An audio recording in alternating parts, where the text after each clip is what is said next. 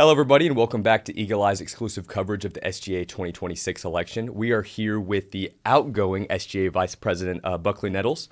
Thank you so much for joining us. How are you doing? Thank you. Thank you for having me. I'm doing great. How are you? I'm good. I'm excited to talk about kind of the ins and outs of what being the Vice President has been like for you.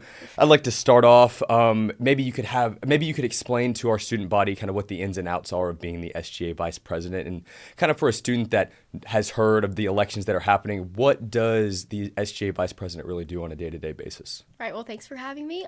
So the SGA Vice President presides over the legislative branch, which is serving as president over the Senate, and then also serving the Executive Students Council. So we have 34 senators, and then all of the colleges are represented in ESC. This year, we also got to bring in 12 new freshman senators, which is something I'm really proud of and happy that we got to do, and hopefully will continue. So we had a huge application process. We started out thinking it was going to be about 15 applicants, weren't going to have interviews.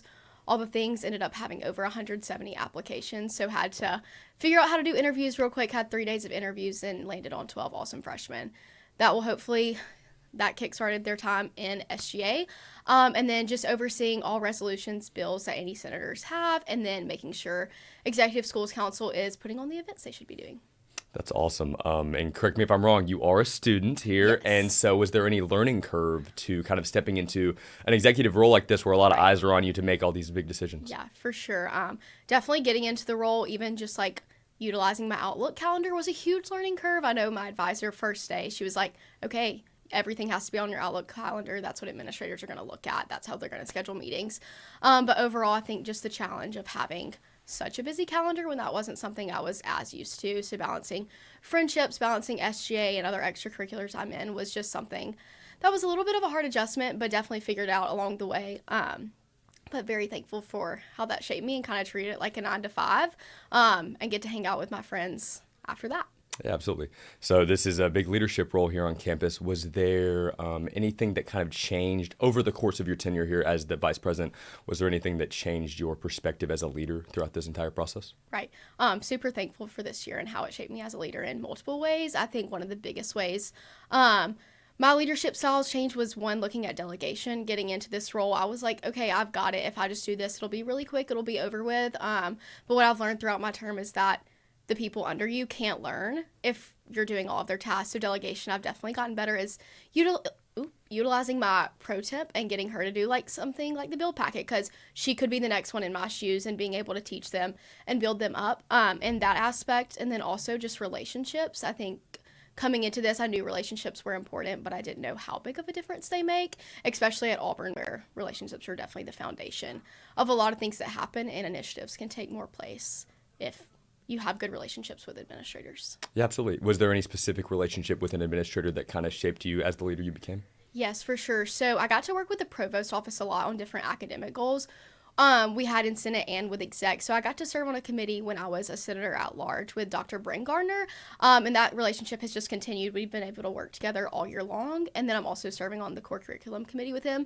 So I get to see him almost every other week, and we've just made a great relationship now, and he's able to help us get things done, get me other connections on campus with projects we have going on and all the things. So a lot of people in the provost office, but specifically Dr. Gardner, he has just been awesome to SGA this year. That's awesome. As far as your entire tenure as SGA Vice President, is there a point that you would look at and kind of pinpoint that and say, that was my defining moment in this role? What would you say is something that you were able to succeed in throughout your tenure where you could be kind of proud of and look back and say, hey, I did that, you know? Right. I think there were a couple things. I'll give 2 examples. I kind of touched on freshman senators earlier, but that's how I started my journey at SGA. Was a freshman senator. When I was a freshman, I didn't do freshman forum, so getting to be able to be plugged into SGA as a freshman in that aspect really got me plugged in. So being able to do that, and also just all of the interest we had in that was super awesome and super cool. So I loved getting those freshmen plugged in, and I'm really good friends with 12 freshmen, and hopefully get to watch their SGA careers blossom. And then also we've done some really awesome things in academics this year in Senate, such as our AI resolution, which is encouraging all faculty to have an AI statement in their syllabi, because students just don't know, okay, can we use AI all the way, or can we just use it for help? Can we use it in this way or that way? And this is just for professors to be able to lay that out and how they want it to be used. That's awesome. as far as, again, going over your entire tenure. What did this year mean for you personally, kind of growing in your role? If you're looking back on it, what did that mean to you personally? Right. I think personally I grew so much this year, and I think going back to one of my biggest challenges being the time management of it, that grew me as a person so much, and I'm going to know in 5 months when I graduate kind of how to handle a job, but then how handle my outside life a lot. So I think just the time management of all the things, treating this job like a 9 to 5, so I'm prepared when I graduate in just a couple months. Sure. When you graduate in a couple months, if you were to turn around and look at the student body on the stage, what would your final message be to your peers as the outgoing SGA Vice President?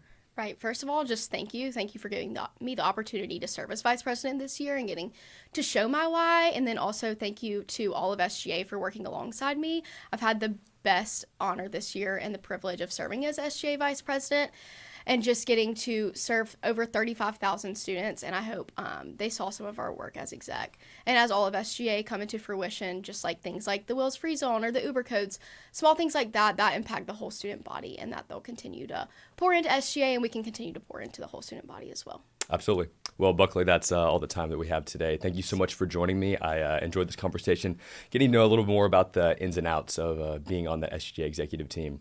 As far as our audience, thank you so much for joining us. We have an extensive coverage following this, going over the rest of the SGA 2026 election, and I hope you enjoy the rest of the show.